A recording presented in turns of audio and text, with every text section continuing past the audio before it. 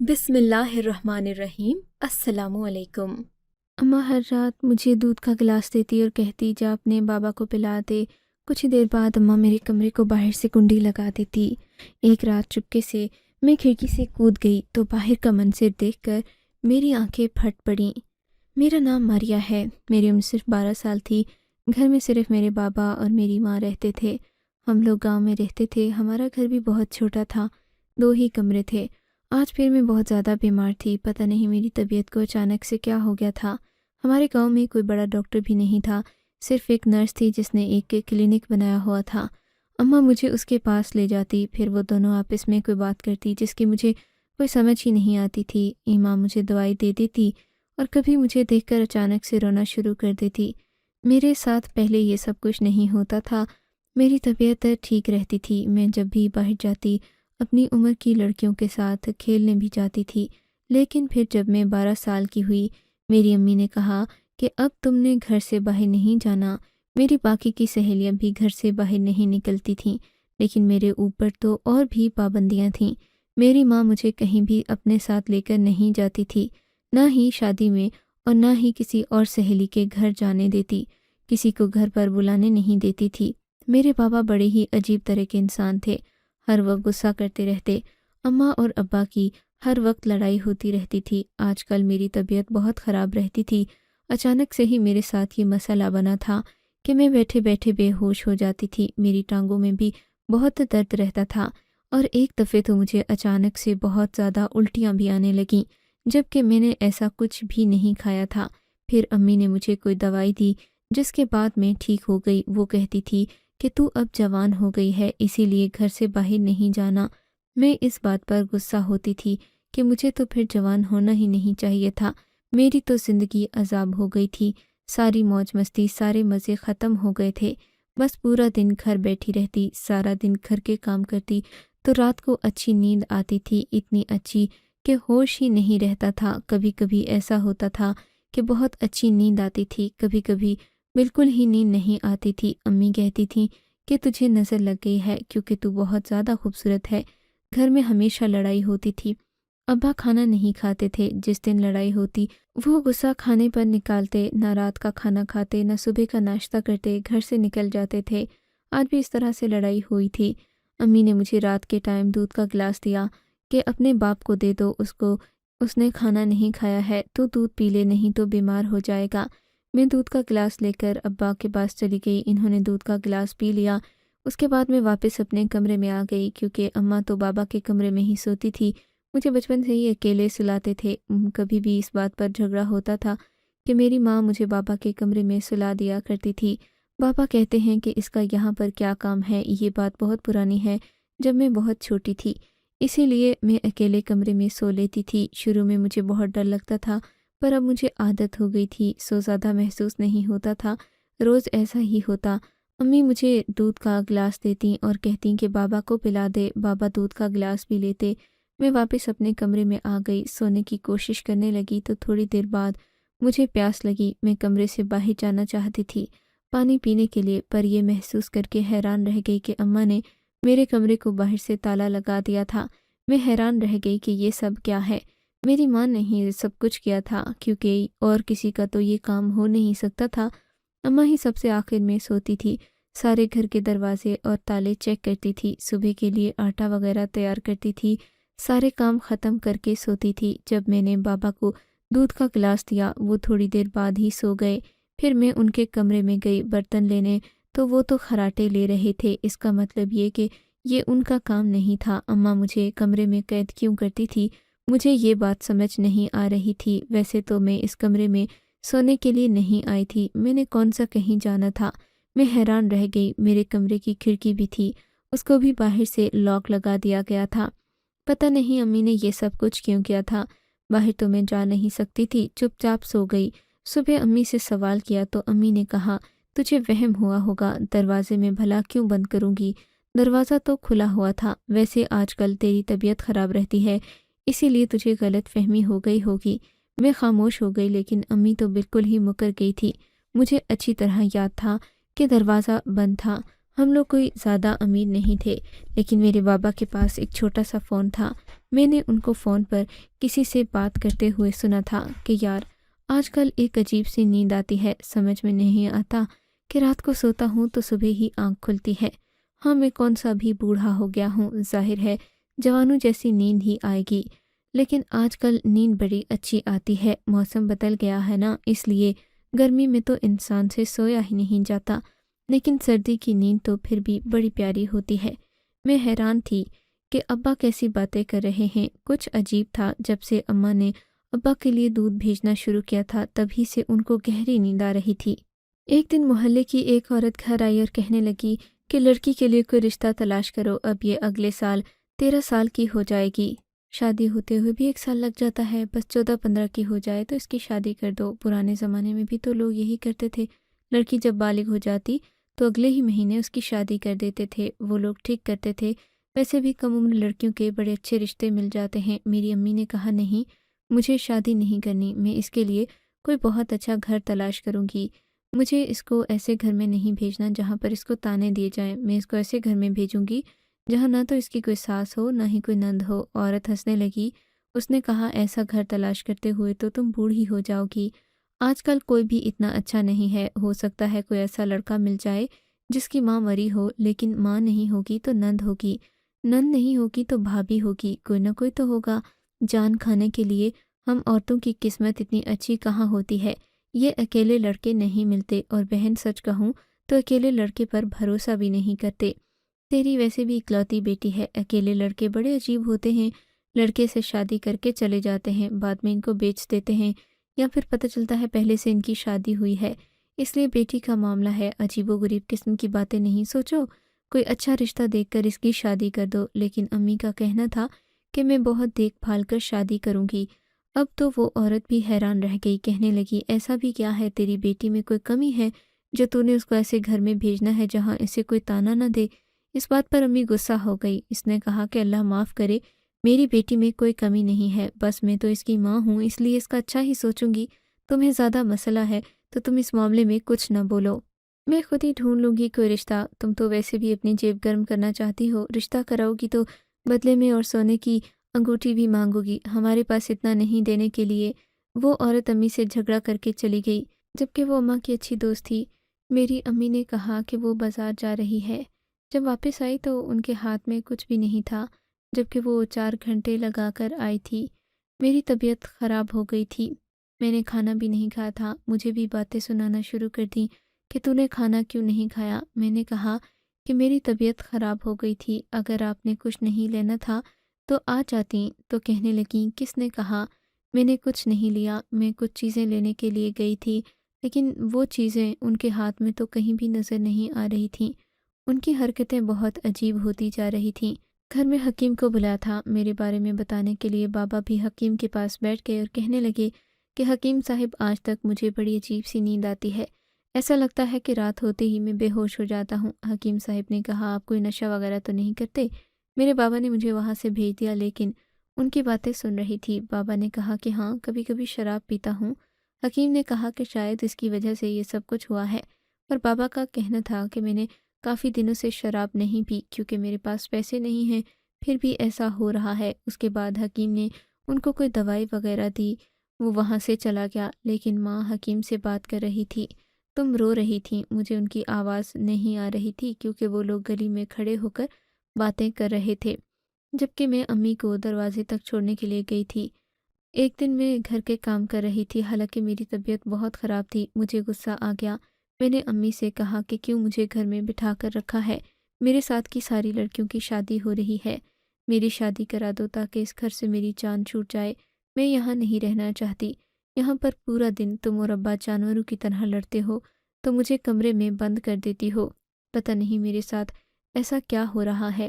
میری امی نے کہا پاگلوں جیسی باتیں مت کر، میں تجھے کمرے میں بند نہیں کرتی اور کوئی تجھ سے کبھی شادی نہیں کرے گا۔ یہ سن کر میں حیران رہ گئی کہ کیوں شادی نہیں کرے گا، مجھ میں ایسی کیا بات تھی، میری تو شکل و صورت بھی بہت اچھی تھی، امی بھی بہت خوبصورت تھیں اور میں اپنی ماں کی طرح خوبصورت تھی، جبکہ بابا کی شکل بس واجبی سی تھی۔ پھر امی نے ایسی بات کیوں کی، مجھے یہ بات بہت بری لگی، میں روتی رہی، لیکن امی نے بعد میں اس پر بھی کوئی شرمندگی ظاہر نہیں کی۔ اب تو یہ سب کچھ سرے عام ہو رہا تھا۔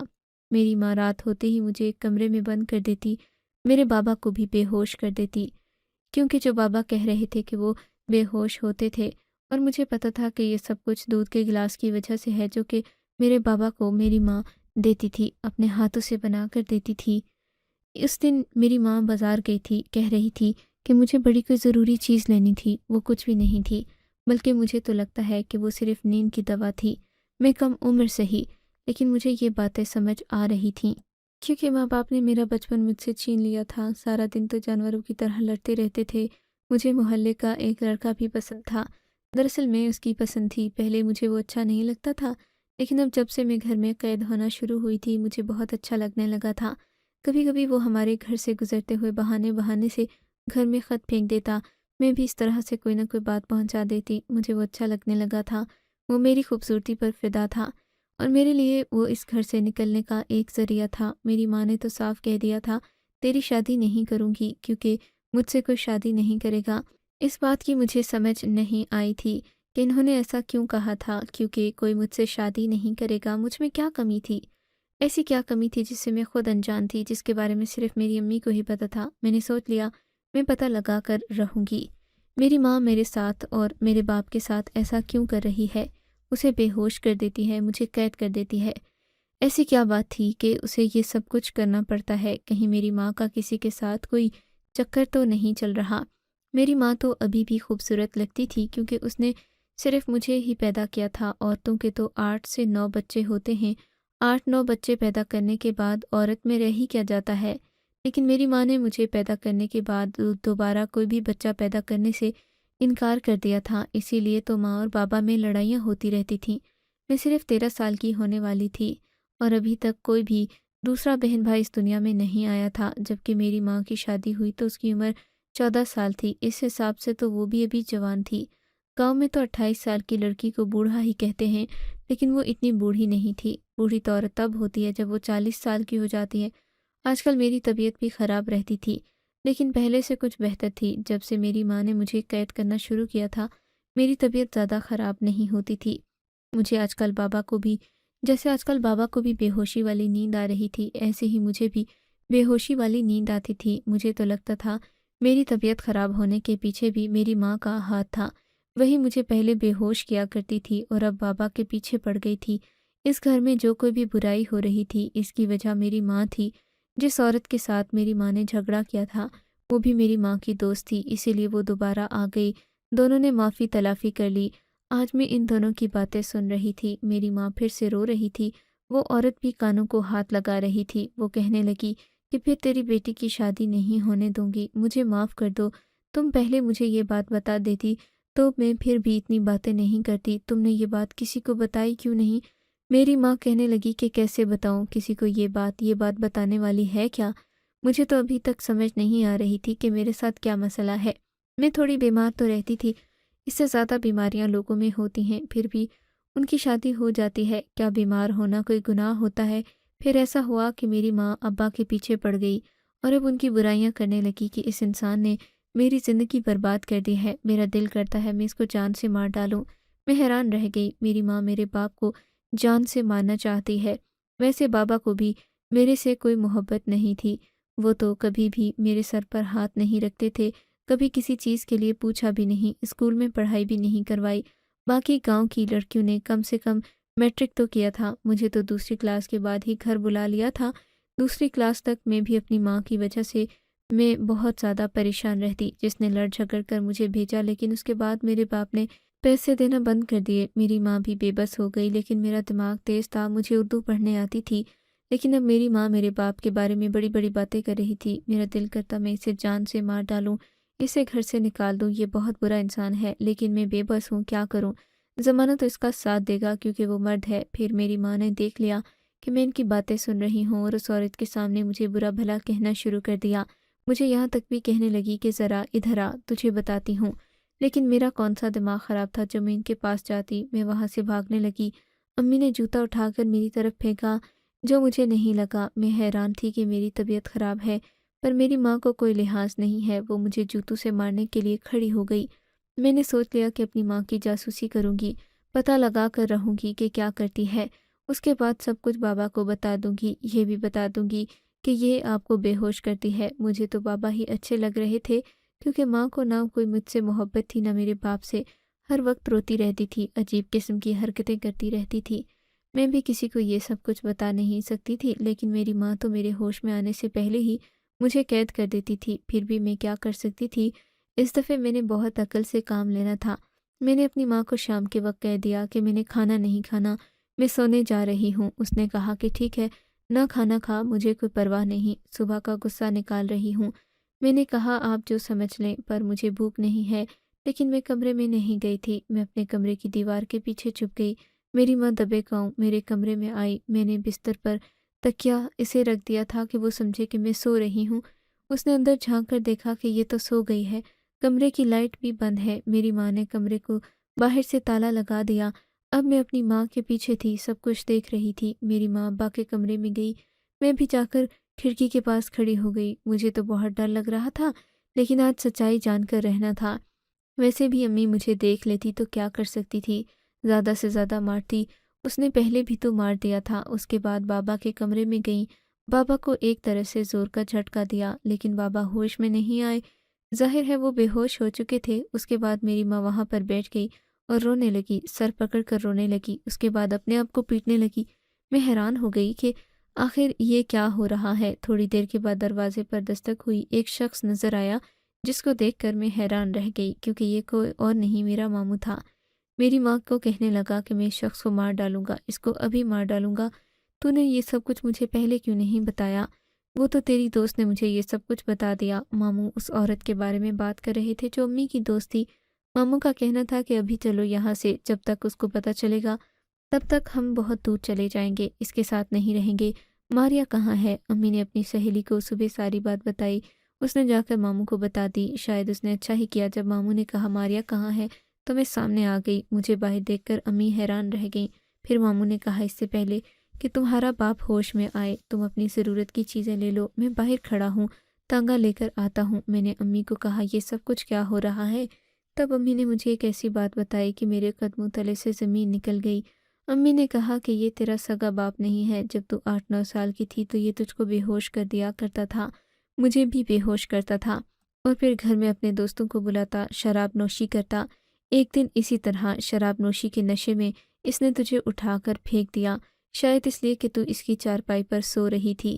میں نے تیرے باپ سے بہت جھگڑا کیا کہ یہ کیا کیا، بس اس دن سے تیرا باپ تیری جان کا دشمن ہو گیا ہے، کہتا ہے کہ میں اسے مار کر رہوں گا۔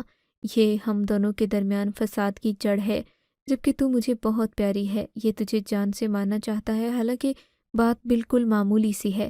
اس پر تجھے جان سے مارنا تو بنتا ہی نہیں، بلکہ تو میری پھول سی بیٹی ہے۔ میں تو کوئی تجھے تھپڑ مارے وہ برداشت نہیں کر سکتی، یہ تجھے ہر رات جان سے مارنے کی باتیں کرتا ہے۔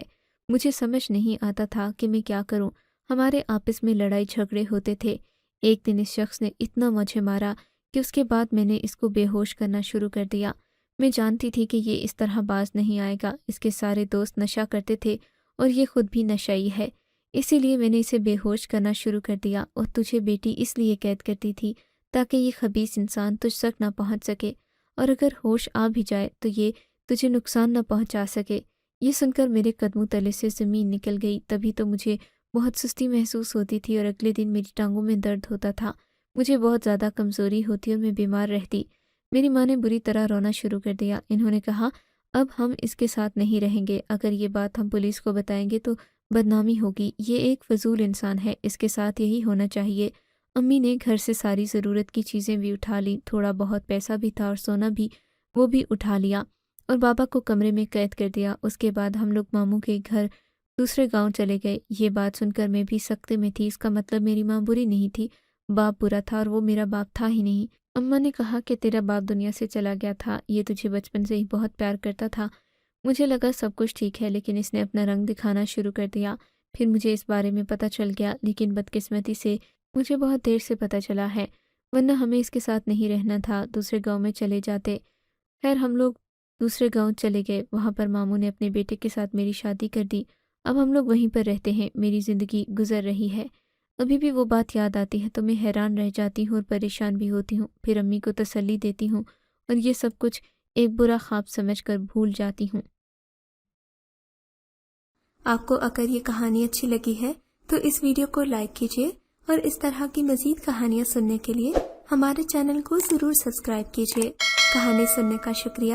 آپ سے ملاقات ہوگی اگلی ویڈیو میں، تب تک کے لیے اللہ حافظ۔